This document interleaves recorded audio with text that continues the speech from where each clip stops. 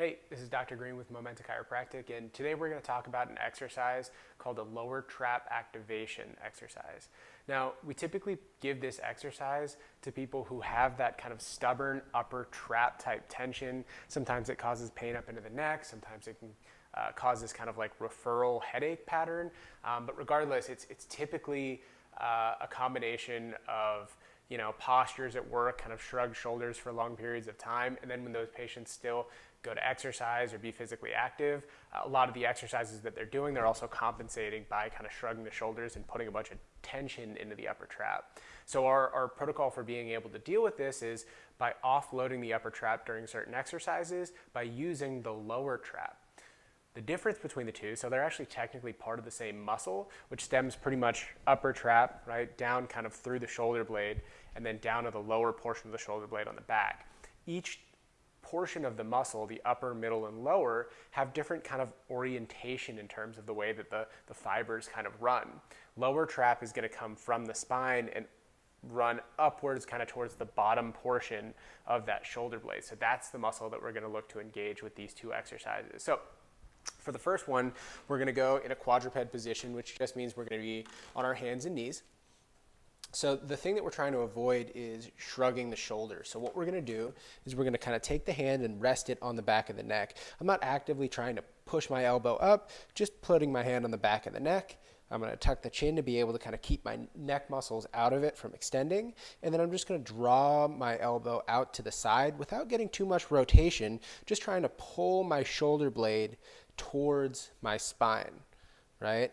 The big thing that we want to avoid with this is letting ourselves shrug up or getting tense in the upper trap. So we want to let that shoulder relax and just look at seeing if we can get a smooth contraction, pulling that shoulder blade all the way out, holding, and then back down. I'll show you from the back so you can kind of see what happens here.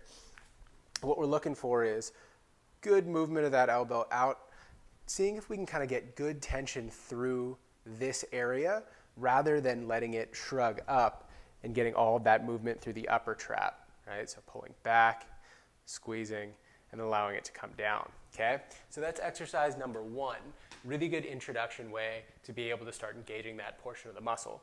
The next one, like we talked about, because those fibers oriented slight upward, we're gonna grab a foam roller. You can use a foam roller, a medicine ball, but we typically like a foam roller because it's usually a little bit more accessible. We're gonna sit hips back towards the heels, and then what we're gonna do is we're gonna kind of put our arms out in a Y pattern, right? So we don't want them too close. We want them a little bit further out to be a little bit more kind of in that pattern of the muscle.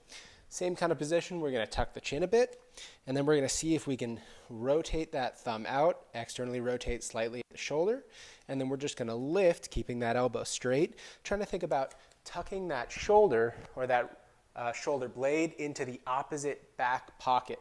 So keeping elbow extended, externally rotated at the shoulder, and then it's going to be a lift, contract, back down, and then same thing on the other side, making sure that I'm not compensating with extension.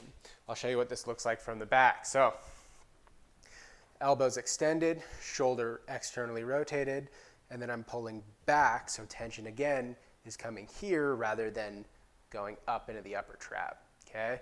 So here, back it around, and a good squeeze in that lower trap, okay?